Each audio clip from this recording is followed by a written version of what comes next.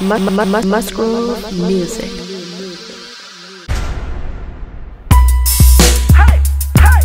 Musgrove Music. Musgrove Music. It's the Musgrove Music Show. It's the Musgrove Music Show. It's the hottest show around, and it's coming to your town. It's the Musgrove Music Show. It's the Musgrove Music Show. It's the hottest show around, and it's coming to your town. It's the Musgrove Music Show. Say what? It's the Musgrove Music Show. Say what? It's the Musgrove Music Show. What you say? You're watching Musgrove Music Gospel Corner On GMAP1.com.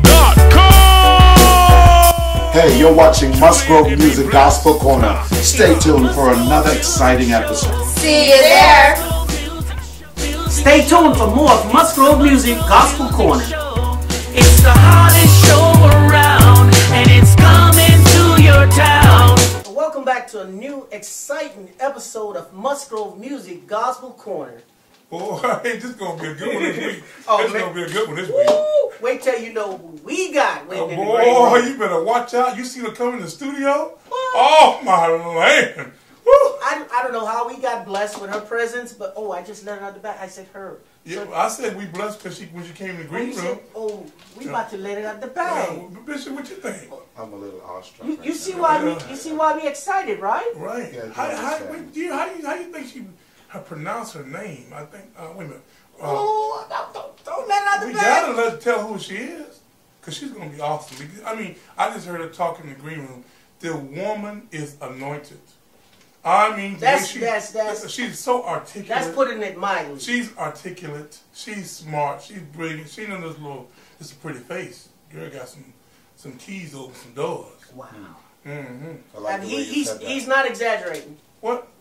You haven't heard of her before? This woman is known state to state. She's an inspiration to women all around the country. I'm not just black women, but women, period. I mean, because of her zeal, because of her tenacity, because of her drive. You know what? This woman had 5 degrees. Wow. She has 1 in business, and then she has with a master's in business and a master in divinity. I don't know what the other 3 degrees. Hey, you made me want to go back to school. Yeah, but hold on, she's dangerous though, Bishop. So let me tell you something. She's like a crusader. You mean like the Harriet Tubman of the time? You know, going into people, sticking her hand in things you say don't belong to her, none of her business or whatever. But this woman, I've never seen anyone that's kind of zeal. You know, most of us men, we want to find the political route. So who do you think she is?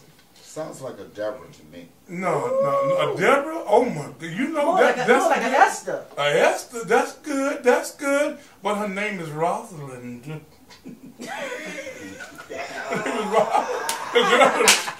Rosalind, a whole other chapter in the Bible. All right. A modern day disciple. There we go. The woman at the well.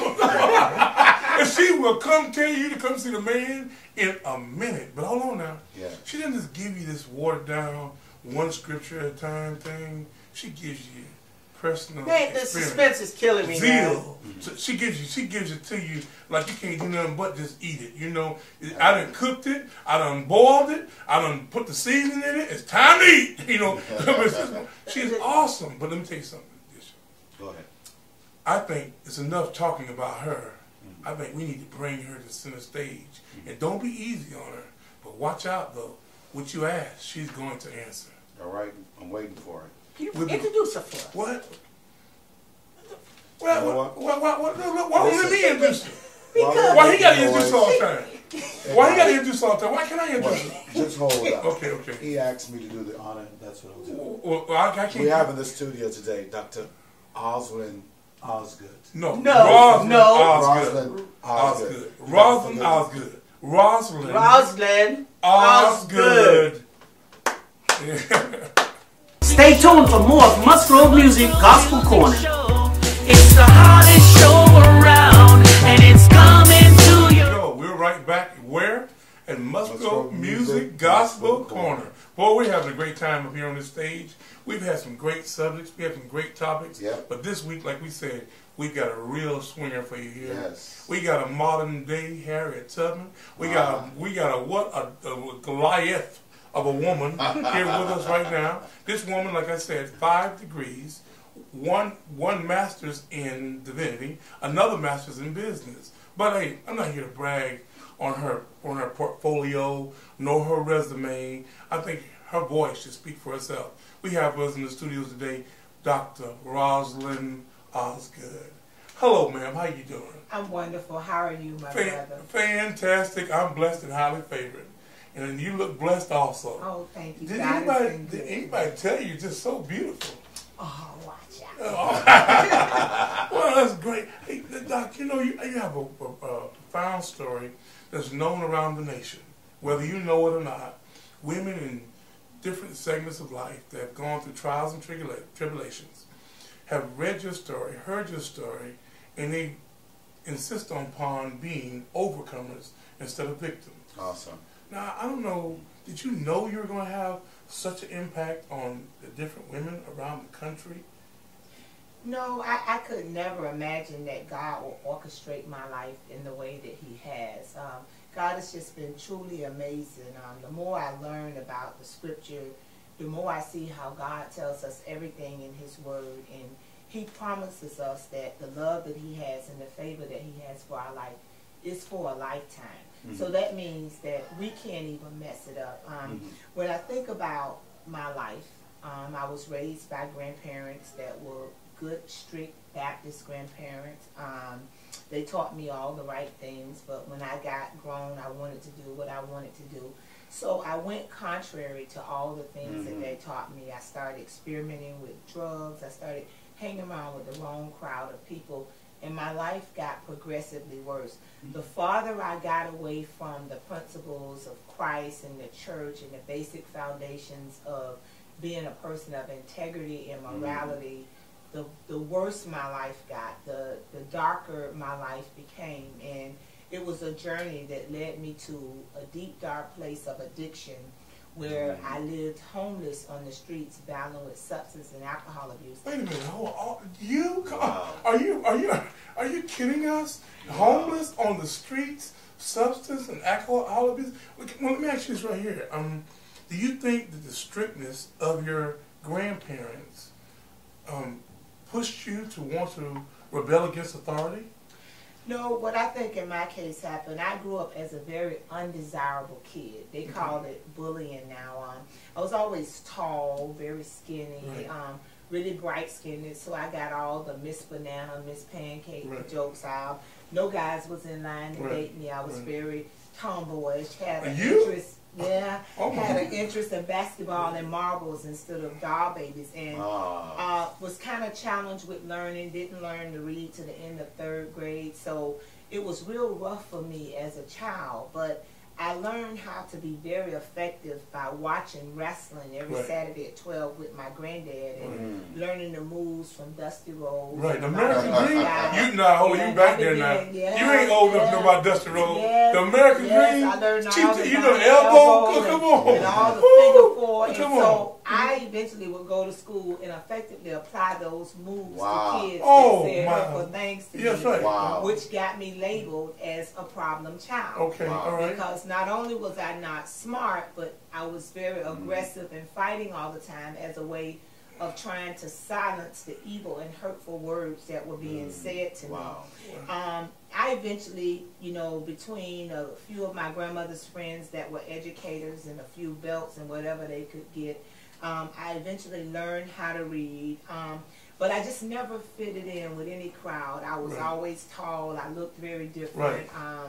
Discriminated against by folk that didn't look like me and by folk that looked like me. And I think around 6th grade I found basketball.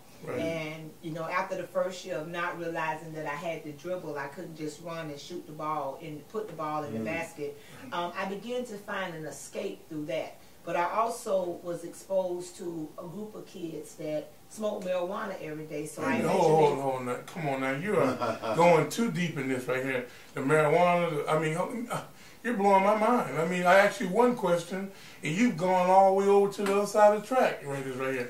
But I want to ask you this right here now. this rebellious place that you're at, I'd like to go back there for just a second. This rebellious place that you're at because you did not fit in, did you have trust issues when it came to trusting people and their intentions towards you? I just felt that people never understood me as a child. Right. Frankly, and I still think it's a problem today, adults kind of talk too much. Right. We don't listen at children. Right. We continue to miss it. So I grew up with grandparents, so certain subjects and certain things you just didn't even taboo. discuss. That was old didn't school. even talk about. Yeah. So as a child, I was left at a very young age to try to make major decisions about life without any parental or grown-up involvement. Did you ever hear the statement, "You don't do as I do, you do as I tell you"? Yes. Yes. And that right there is the most destructive statement that I see now as a father, you know, with my child, you know, because I'm trying to guide him the right way, but then okay, what am I doing to make him go the wrong way? You know, am I being a good leader? And now when you went to basketball, and in basketball, did you ever learn how to dribble? Did you learn how to dribble? I did. I actually had this guy by the name of Smiley who was at the park, and another guy by the name of Jamie and Creole. They were all older guys out at Walker Park. I grew up, I'm a proud product of the 3-3-3-1-1. In a neighborhood full of guys, and they kind of took me under their wings, and they taught me how to play basketball actually very well. And I love the game of basketball. It kind of became my life. I got very good at it in school, played in high school, went to college on a 2-year basketball scholarship at FAMU, played volleyball, had a knack for sports because I learned how to work hard. Wait a minute, you played volleyball also. Yeah. Now hold on, were you a middle blocker?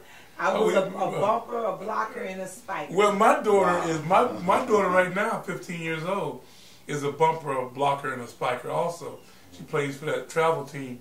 But the thing about volleyball is you had to gel in with a team then. And you had to trust one another then. Even your set girl that set the ball to you, and even your coach that told you different plays. So how did you acquire the trust for that coach that she was telling you the right thing? Well, I think when it came to sports, I was raised as an only child. So when you're raised as an only child, you have certain things like you don't share your toys and different things. So sports gave me that part that I didn't have at home. I had very good coaches. I got along very well with my teammates. Some kind of way I was always seen as a leader in some aspect of whatever I was doing on the various teams. I love volleyball, but I couldn't really get with the uniform. Right. I would prefer to wear the longer sweatpants and those kind of things. Yeah, my daughter too. The same thing. I mean, I like how short do those shorts have to be? You know,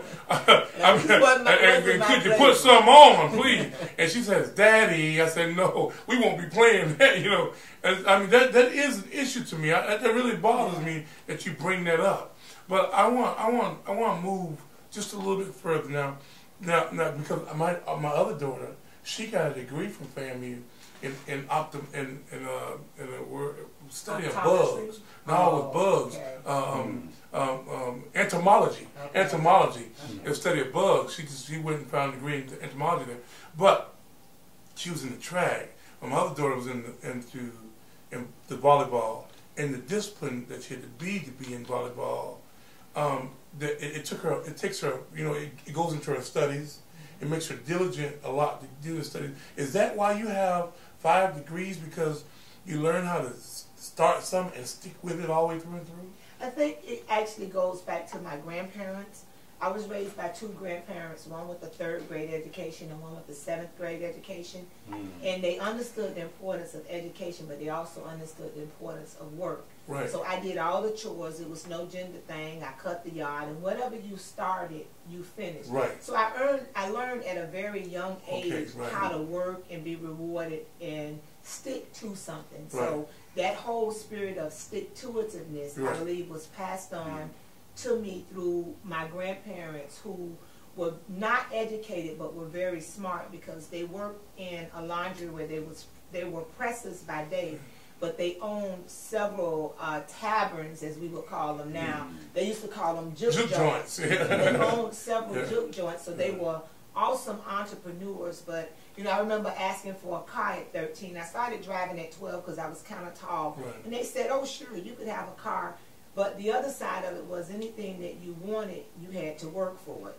So they began to assign me chores and teach me about saving. So they taught me the discipline very early on. You had strict rules. I don't think my grandmother ever gave me a curfew. It kind of, a couple of times I came home and she was out in the yard, and you know, I went down about 3 times before I made it to the door. So I learned that, you know, I needed to get home before whatever time it was that made her stand out in the yard and wait for me. So that kind of got me into shape. But the discipline was always easy for me. I'm a hard worker. Whatever I do, even today, I do it 100%.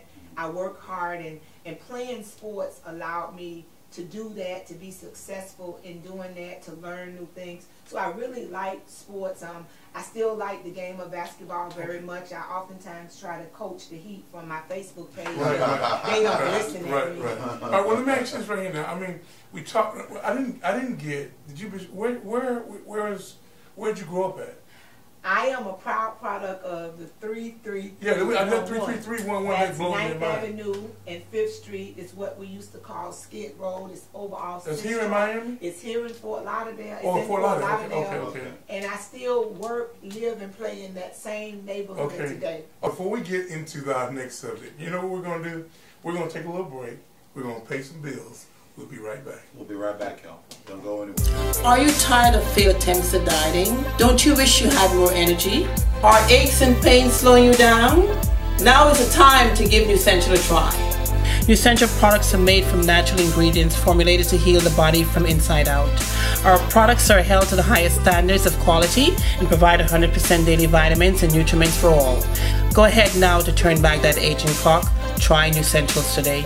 Brenda Solomon, Nuscentual representative and success story. I'm Anthony Mayo, a lawyer at Traffic Ticket Office. For the past 20 years, our firm has successfully handled over 1 million traffic violations for our clients in Dade, Broward, and Palm Beach County. Our firm handles all non-criminal violations, starting at just $69, and we guarantee no points or your money back. We also handle all types of criminal violations. Our goal is to get your case dismissed. Call us today at 305-751-6881 or visit us on the web at trafficticketoffice.com. Come to the Traffic Ticket Office. Here we go, right back here where? Musgrove Music Gospel Corner. And we're having a wonderful time. Yes, we are. We're sitting here with the gorgeous, a smart woman, a intelligent woman, and a very articulate woman. Yes. Dr. ROSALIND OSGOOD. And I didn't make that name up. She is good. How about that? Awesome. I mean, your life, you're going to FAMU, you've got the 5 degrees. Hold on. We went back and we asked you, how was your relationship with your mom? You were coming up. Well, my mom and dad were teen parents, and they both were battling with their own addiction when they had me. So they gave birth to me, and my grandmother brought me home from the hospital at 2 days old, and I was with her for my entire life.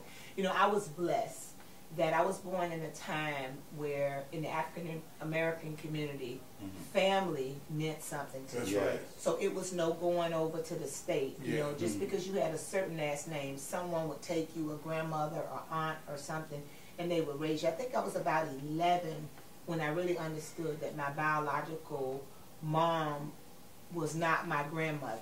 Right. Wow. I thought for a long time that my actual biological mom was my sister. Wow. But I am just so grateful for grandparents who was committed to family, that they would take me and they would rear me and give me just a wonderful, wonderful childhood. It's funny, I have this inner joke. A lot of times I'm in circles and people are saying, well, how do you deal with all the popularity and all the stuff that you do? That's why I've been a star since I was 2 years old. That's right. My grandmother and granddad brought me home from the hospital, and I've been the apple of their eye ever since. Awesome. So I'm just really grateful. My mom is alive. I have a good relationship with her. You know, she's a wonderful person. Are your grandparents still alive? My grandmother died in 2007. Okay. My granddad is still alive. Okay. Yeah, Mama went home to be with the Lord in 2007. But she was saved. That's right. And she knew Christ as her personal Savior. Right. So I'm awaiting that other family reunion that will take place That's when right. I see Mama. So now, was Grandma into the Holiness Church, or was she? What was her? What was her preference? Well, it's kind of interesting. My grandmother was a member of a Baptist church for about 25 years. Okay. The pastor died. She went to another church that in name was Baptist, but it was really Pentecostal and Holiness. Okay. So I have this dynamic. So you know how to dance. Yeah, all of my family are in Holiness churches except me. I'm a member of the new Mount Olive Baptist Church in Fort Lauderdale, Florida. That's maybe 2 blocks away from the house I grew up in. Right. Wow. And the story, you know, there's always a story behind the story. Right. My grandmother's whole purpose for my life was for me to be educated. Right. So there was a time when Mount Olive was the place where all your doctors, lawyers, your educators went to church at. Right. So my grandmother sent me there because I was supposed to be educated and be around people that were educated. Right. And she always went to another church. And it's just amazing. Now, is that what inspired you to get 5 degrees? Well, I think the degrees came about after I went through my battle with addiction. Okay. I went through with being arrested a couple of times and becoming a 2-time. Wait a minute. You're trying to tell me you are the prodigal woman in the pig pen. Wow. One day you come out of the pig pen, and then wow, this is. And you know what?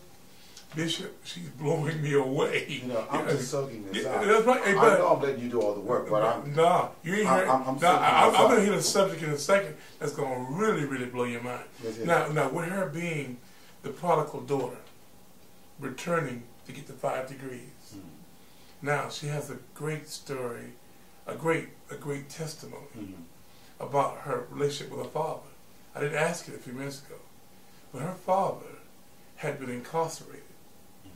And she met her father while incarcerated. And please, would you take over from there?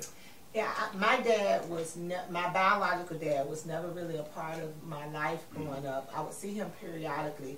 He had a family background where his mom had a higher level profession than my maternal grandmother. So she kind of didn't want him to own me. You know, I wasn't good enough. So I knew who he was, but I didn't have a relationship with him. So once I came into recovery and I began to get clean and sober, I found him in prison. And I began to build a relationship with him through writing of letters. He was released and eventually was rearrested. He was battling with substance abuse. And this time that he was released, the next time he was released, he kind of disappeared. To make a long story short, about 2 years later, I got a call from a gentleman telling me that my dad had been living in this facility in Orlando for people that were HIV positive, and that he was really sick and that they had rushed him to the hospital the night before. By the time I got to Orlando, he died. Wow. And it had a major impact on my life because I was in recovery. I was going to church. I loved my dad. It didn't matter to me what his background was. But I didn't understand why he couldn't share that he was HIV. So I began to get involved in my church in a ministry that they were starting up for people that were HIV positive and to support people that were HIV positive, because I felt that no one should ever have to die alone with the HIV virus. That was a big statement where there. nobody they couldn't share it with their family members, that they went hundreds of miles away and died alone. All alone with such a horrible disease with nobody there to care for. Now, she's not just running the mouth, Bishop. Because she also, she's just not running the mouth about, her father because he was close to her. She also had a friend named Jackie. Can you tell us about Jackie? Jackie is my bestest friend in the whole wide world. I actually met Jackie at the house arrest office. We were both clients there. And Jackie was outside using a few choice words. And to just be very frank, Jackie was the only person that I had ever met that could use those choice words stronger than I could. Right. Wow. So we became friends. Eventually Jackie found out that she had actually full-blown AIDS at that time. They didn't think that she would live much longer. But Jackie got into care, and we formed a relationship with each other as true sisters, kind of like the women on the movie Waiting to Exhale. Right. And so when I started going back to school, it was Jackie that kept my children in her efficiency. Anytime I needed something for my children at the school, I was working 2 and 3 jobs, really struggling. Jackie would go take care of it. So Jackie has been with me through all of the degrees, seen her go through a lot of health challenges. She's been with me through a divorce. She is my best friend in the whole wide world. I could call her right now and say, I need to be in Egypt in the morning at 9. She'll say, what you want me to do to help you get there? I love her from the bottom of my heart. Her family had some concerns about her status where they didn't really embrace her, but she and I became really good friends, and for the last 27 years we've walked hand in hand together. She's still living. That's right. I've seen her get married to somebody that's home not and everything. See, she's a homeowner and grandmother, and right now she has custody of 5 or 6 of her grandchildren, trying to keep them out of custody. So God blessed me with Jackie, who is a true friend. She loves me through the good, bad, and difference. We've been together through the ups and downs, the highs and lows. I can count on Jackie, and Jackie can count on me. Bishop, you understand, this woman is incredible. I mean, climbing the staircase to heaven. You know, she's got things going on at every angle, every position. I mean, she's not just I stood for cancer, I stood for diabetes. Her whole life is a living testimony. I mean, just to walk itself. I mean, why? I just want to ask you a question. I mean, I don't know if you can answer this, but Bishop, I gotta lay it on. Go right ahead, man. Why would God trust you with so much? Well, I think that I was kind of like Jeremiah. Okay, you know, okay. I believe in not Job, but Jeremiah. Sola scripture. Okay. Where God says to Jeremiah, "I knew you before you were in your mother's womb." Okay. God shaped and formed and anointed my life for His purpose before I was ever put in my mother's womb. He didn't give me any input about who my parents would be. Right. He allowed them to birth me. And although I got off track with my life, making bad choices and bad decisions, where I've certainly had some horrific horrors, a lot of them because of bad choices and decisions I've made, they don't take away the love of God. But I actually do. I got to interfere there now. Do you live with regrets? I don't, because who Christ sets free is free indeed. Okay. I realized that it was all a part of the journey. It was all a part of the story. You see, what we have to understand, Bishop, is, you know, we live and depend on MapQuest, but God is the real GPS.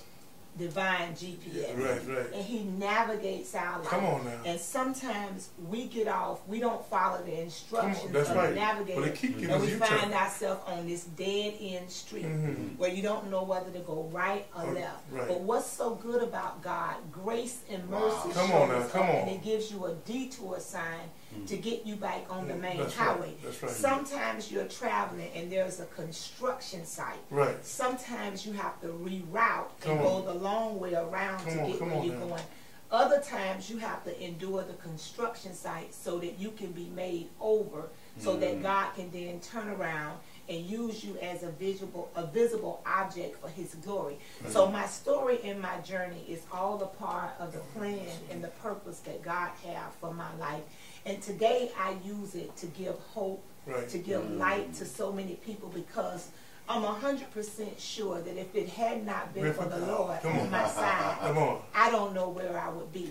So I see the mighty hand of God in my life. When people walked away, when people, you know, didn't want to be bothered with me, they thought that I didn't deserve the grace of God. It's kind of like the Canaanite woman, the woman that understood the power of pain in prayer.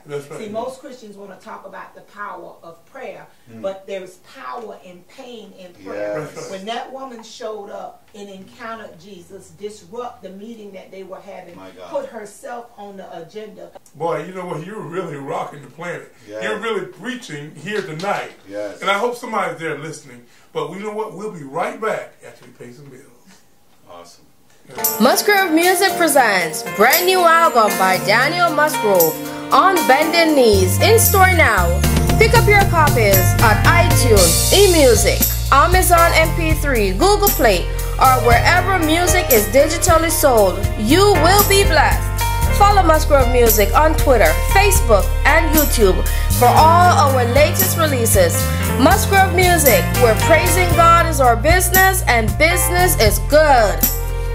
I'm Anthony Mayo, a lawyer at Traffic Ticket Office. For the past 20 years, our firm has successfully handled over 1 million traffic violations for our clients in Dade, Broward, and Palm Beach County. Our firm handles all non-criminal violations, starting at just $69, and we guarantee no points or your money back. We also handle all types of criminal violations. Our goal is to get your case dismissed. Call us today at 305-751-6881 or visit us on the web at trafficticketoffice.com. Come to the Traffic Ticket Office. Are you tired of failed attempts at dieting? Don't you wish you had more energy? Are aches and pains slowing you down? Now is the time to give Nusentral a try. Nusentral products are made from natural ingredients formulated to heal the body from inside out. Our products are held to the highest standards of quality and provide 100% daily vitamins and nutriments for all. Go ahead now to turn back that aging clock. Try Nusentrals today. Brenda Solomon, Nusentral representative and success story.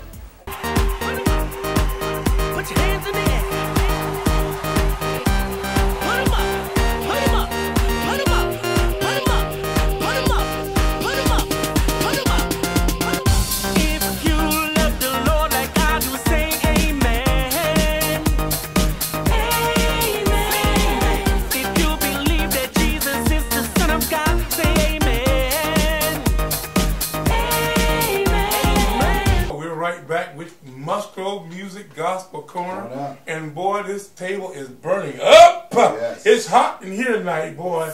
I'm talking about what Miss Rosalind OSGOOD, I should call her. I don't know, evangelist. I don't know, bishop. I mean, a woman that has walked the walk, not just talk the talk. Go ahead. What should we call you? Doctor. Go ahead, the good doctor. I'm just a child of God. Oh, my God. Saved by grace. And humble too. Oh my God, and humble too. That. It's so awesome. God, saved by grace. At the end of the day, all that matters is what we do for Christ. Well, that is so beautiful. And if your purpose ain't Jesus, you just a dangling modifier. They went, she went, why they went. You know. Hey, but guess what now? She's told us a lot of intimate things about her life as a child, about her walk with Christ. But you know what? She's not just a crusader inside the church. Because see, the church people usually just sit back and run their mouth. This sister's about action. Yes. And she's been on a coalition for restoring ex-convicts' rights. I mean, she's been slapped down, picked up, slapped down, picked up, but she still excelled in the end. Mm-hmm. She's a part of the school board system. Mm-hmm. And she went out, walked the walk to get the votes. And she saw the raft of our so-called justified society, but the demolition of society, as you would call it. I want her to talk to you about her walk to get on the school board. How can a woman with 2 convictions, how can a woman that used to be homeless on the streets be a part of a school board? Let's hear Dr. Rosalind. You know, God is so true to his word. He tells us that all things are possible through him. So I am the founder of the Women Reaching Women Word Network, which is an international prayer line. And about the 3rd year of that prayer line, we started doing a study where I was teaching through the book of Nehemiah, where Nehemiah takes this leave of absence after hearing the ruin of his hometown to go back home and build the walls of Jerusalem. So as I taught through that study, I began to become very convicted. There I was at the church serving as the CEO of the Mount Olive Development Corporation, where I was helping people, you know, who were getting their lives back together, getting out of jail, getting off of drugs, battling with different issues. But my children all around me were dropping out of school. They were getting strung out on drugs, and all I was doing was complaining about it. So at the end of that study, I was so convicted that I decided that I was going to run for political office and become a part of the solution instead of being a part of the problem. But you're an ex-convict. What do you the audacity? I mean, society, I mean, it's so rough on individuals that have made mistakes and made bad choices. I mean, if you could commit any crime, there's some crimes that leave you sleeping up on the bridge and eating out of a hubcap. And how would you have the audacity to want to stand there in front of children or even on a school board to guide them the right way? What would give you this? What would even give you the gall? What was your motivation? What was your motivation? My motivation was the Spirit of God on the inside of me, and the fact that I believe, without a doubt, that if God can change my life, He can change anybody's life. I believe that I can relate to a lot of the children that were struggling because I used to be that child. And I believe that the kids just need somebody to believe in them, to give them a sense of hope and a sense of courage. I think that God orchestrated my life where I understand both sides of the coin. I taught at Nova in the Masters of Public Administration program for about 8 years, where I taught leadership and public policy evaluation. And most public policy, when you look at it from an implementation perspective, sometimes it's not feasible, but we never get to do those types of critical analysis.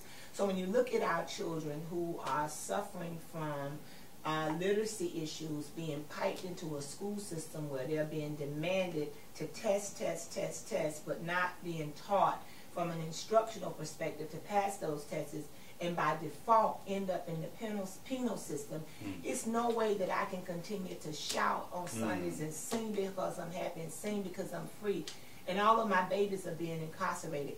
So I saw my journey on the school board as my way of living out the Isaiah 61 model, where God has, called me to set the prisoners free, to bring, joy where there's sackcloth and ashes. And so I put my hat in the ring, and some people don't think that you deserve the Wait a minute, hold on. Are you trying to tell me that you didn't just get this position on the school board to add to all your acclimates and all your resumes? You really got this position to make a difference? Yeah, and I think that we kind of miss that as Christians. I think that we are in silos and we isolate, but God needs His people at all tables, at every level, so that He can influence the decisions that are being made. When you look at the Christians of old, the Dr. Kings, and a lot of them that started these revolutions, it's interesting, they were young people, but they loved God, but they moved the gospel from the pulpit to the pavement. The gospel is a very pervasive term. We can't really comprehend or understand it, so multifaceted, in the words of my late father in the ministry, Dr. Matt King Carter. But the gospel is about a movement, and it's about action. It has to move from the preaching on Sunday must be responded to with some type of action that's going to make you a better person and make your brother and sisters' challenges and struggles less. So you have a saying, optimize the, what is the optimum? Yeah, I live by these acronyms and mottos. So my life has been such that I've been able to overcome obstacles by optimizing opportunities and obtaining outstanding outcomes. So God strategically navigates my path and gives me opportunities like this, that I'm sitting here on this television show tonight, doing what I love, talking about my life and talking about my Savior. I try to take advantage of every opportunity. I try to be prepared for those opportunities and be flexible so that when God moves and shifts me, I'm able to just line up and follow.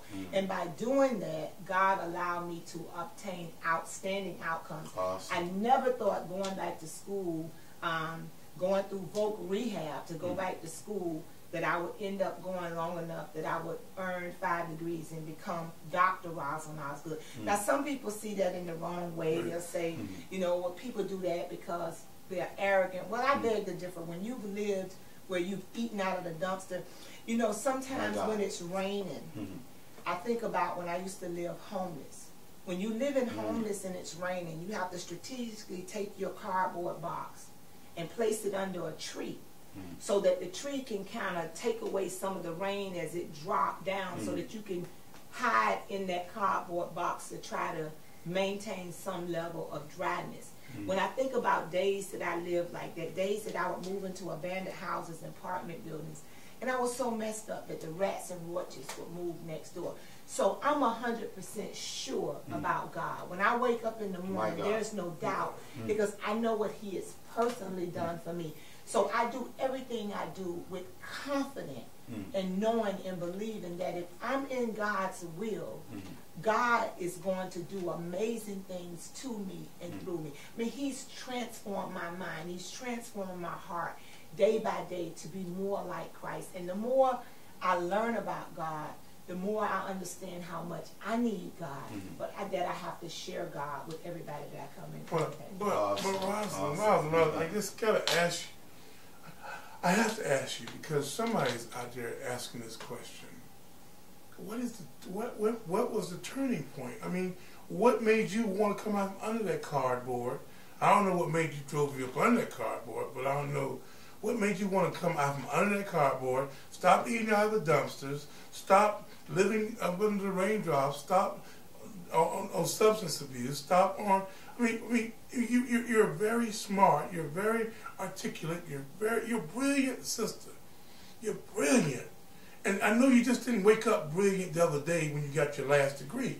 I just want to know, where was the turning point at? Where did you just finally decide to say, you know what, instead of being an outcast in society, I'm going to run society. Instead of being a follower, I'm going to be a leader. Instead of being a victim, I'm going to be an overcomer. Where, when, and where did the turning point take place? Hey, you can answer that right after we come back with you. Musgrove Music Gospel Choir. Musgrove Music.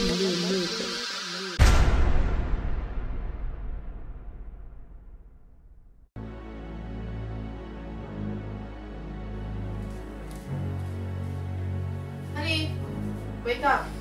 We gotta go and get ready for church, okay? I'm gonna go and get ready. All right.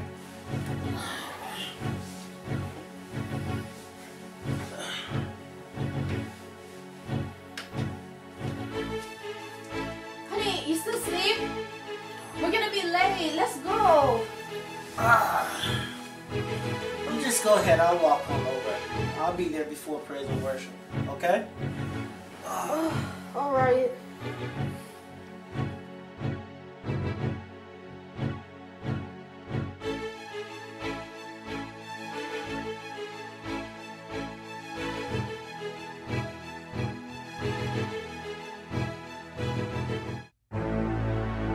Saints of God, don't let the devil distract you from your path.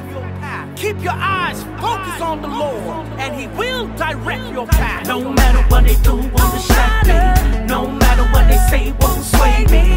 I'm living my life for Jesus. I'm living my life for Christ. No matter how they say, I won't fool me. No matter how they plot, won't trap me. I'm living my life for Jesus each and every day. Only you can make my life complete. I stretch out my hands to Thee. Father, please cover me with your precious blood. When things seem impossible, you make them real possible.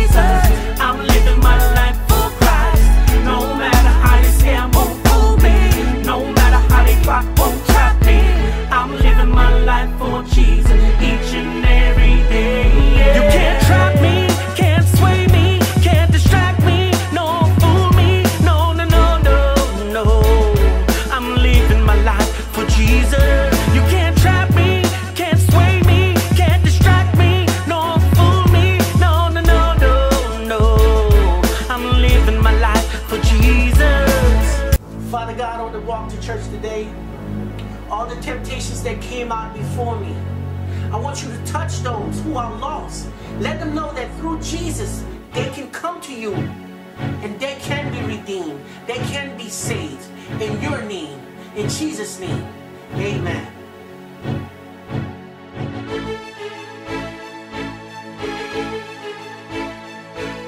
What time the preacher supposed to be here?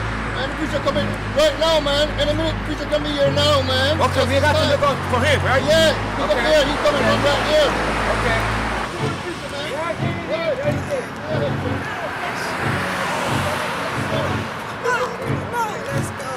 The preacher was here, man.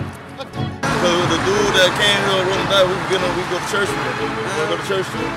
So when we come by, we just go. He coming down here right now. He coming down this way right now. Let's catch him.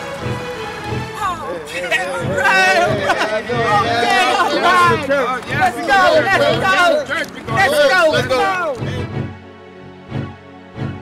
Hey, preacher, wait for me. I want to go to church. Welcome. Amen. Thank you.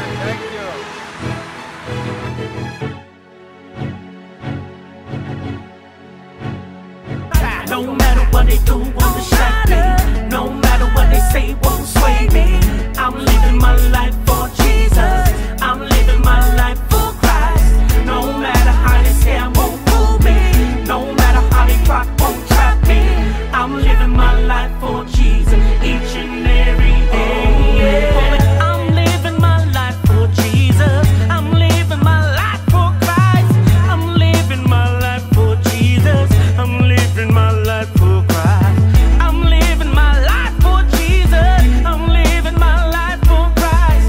I'm living my life for Jesus each and every day. Yeah. No matter what they do, won't distract me. No matter what they say, won't sway me. I'm living my life for Jesus. I'm living my life for Christ. No matter how they say I won't fool me. No matter how they plot, won't trap me. I'm living my life for Jesus each and every day. Yeah. You can't trap me, can't sway me, can't distract me, no fool me, no. I'm living my life for Jesus. You can't trap me, can't sway me, can't distract me, no fool me, no. I'm living my life for Jesus. No matter what they do, won't distract me. No matter what they say, won't sway me. I'm living my life for Jesus. I'm living my life for Christ. No matter how they say I won't fool me. No matter how they plot, won't trap me. I'm living my life for Jesus each and every day. Yeah. No matter what they do, won't distract me. No matter what they say, won't sway me. I'm living my life for Jesus. I'm living my life for Christ. No matter how they say I won't fool me. No matter how they plot, won't trap me. I'm living my life for Jesus each and every day. Yeah.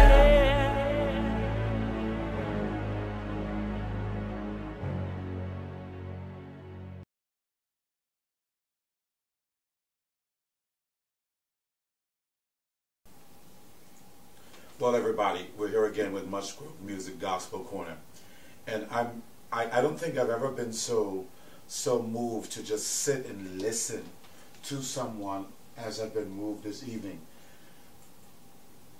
You caused me to marvel because you have a story that so many people couldn't handle. So many people decided to check out. You know, they couldn't go any further, but somehow you allowed God to intervene in your life and do what many thought would be impossible. I want to ask you today, what is your greatest accomplishment and how has it affected your life? No, hold on, bitch. You gonna let her do that one first? Yeah. I want that. Okay, you gonna do that first, but she gotta get the turning point thing first after you do that now. Okay, Yeah. Just remember what you I don't remember. I ain't gonna forget what I asked you. Your greatest accomplishment. My greatest accomplishment is being able to give birth and raise 3 children. 3 beautiful children. That are doing extremely well, that make me really proud. Not because they have all, graduated college, but because they're really good people that care about other people. That's great. That's great. Okay, I mean, I want to ask you about the turning point, but what is the key characteristic that you enforce and you enforced within your children? You know, after all you learned, I mean, what is the key characteristic that you really enforce? You know, a lot of people say be honest, don't lie, don't cut down a cherry tree. But what is the key?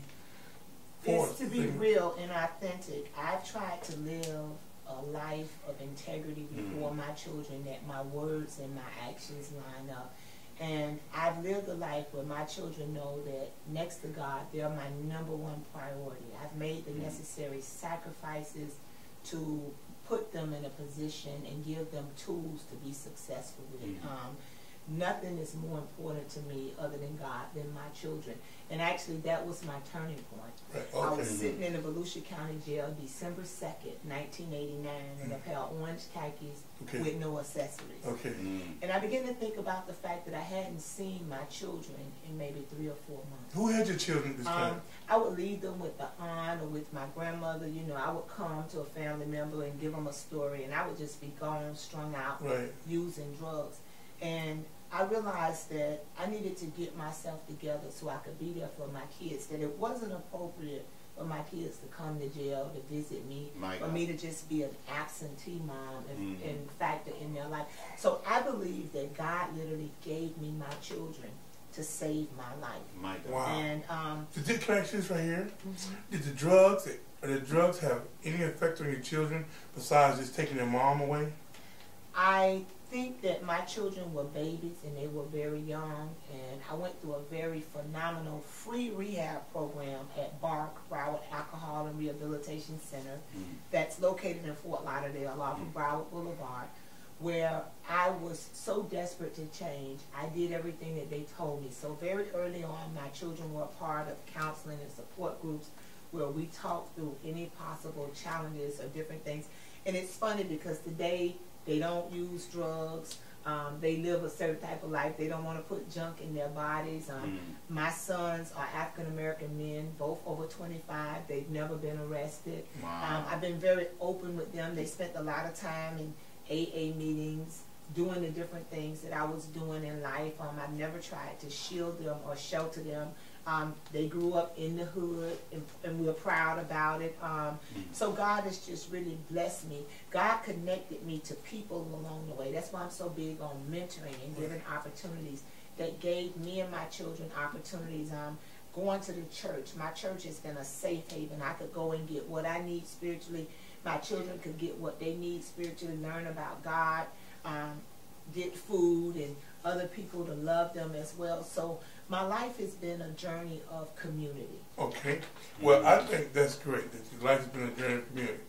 But you being an educator, you being a recipient of all different degrees, and you seeing society for what it's really worth, I don't see how you can sit here with me right now and not be angry about how the situation is in our political system, where votes don't count, where people are being shanghaied, when names don't match signature, and you were a victim of it. I mean, you were running for school board, and they told you that half your signatures didn't match names and all this kind of fancy stuff, and you saw the corruption from the inside.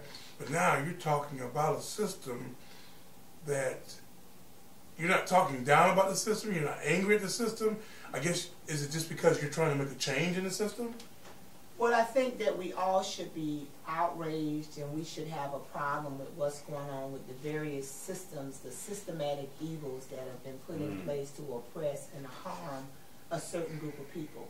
You can be angry about it, you can be very boisterous about it, but at the end of the day, it's about what you're going to do about it. In 1 Peter, Peter tells us to prepare our mind for action. So a lot of times we're angry and we're upset, but we don't get involved to make a change. So I'm on the school board, and I actually live by this acronym, CHANGE. Children have a need to grow every day. Oh, wow. And what am I going to do to help children grow every day? So the system is what it is. We can get involved and change it. We can fight like people did in old for the right to vote. We have a lot of people that are registered to vote. that don't show up at the polls. Okay, okay. So we have a voice sometimes that it's silent. Churches need to be more engaged. You know, I get this stuff now where I'm in different crowds and they talk about politicians and people say, why would a minister be in politics? Everything is political. Right. Who gets what, when, and why? You see it all throughout the Bible. You had the different political structures and forces that were involved, whether it was Nebuchadnezzar, whether it was Nero, whether it was Pharaoh. And the people of God always went against those systems to challenge it. Jesus just dismantled all of the systems that they had. And God is looking for some Christians that are going to move beyond the church, that's going to get involved and help be at the table where the Spirit of God can influence the decisions that are made. So it poses a theological quandary. If I believe in the sovereignty of God, if I believe that God is in absolute control of everything, both good and bad, then I have to trust him that if he can transform my life and take me literally from where I was with drugs and alcohol, that he can do the same thing to effectuate change in these various systems. Now, he could just do it. He don't need us to do it. But the way God has orchestrated this thing, he wants us to trust him that he could use us to be a part of kingdom building. And it's up to us to make the decisions to be involved. I can sit on the dock of the bay and watch the tides roll out and watch them roll in again. Or I can get involved and I can make a difference. So I'm a soldier. Well, soldier, I gotta ask you something, soldier. I knew you were there. How? But I gotta understand, soldier, how discouraging it is with the slave mentality of even the people that you're trying to help, or even the people that you're trying to put forth.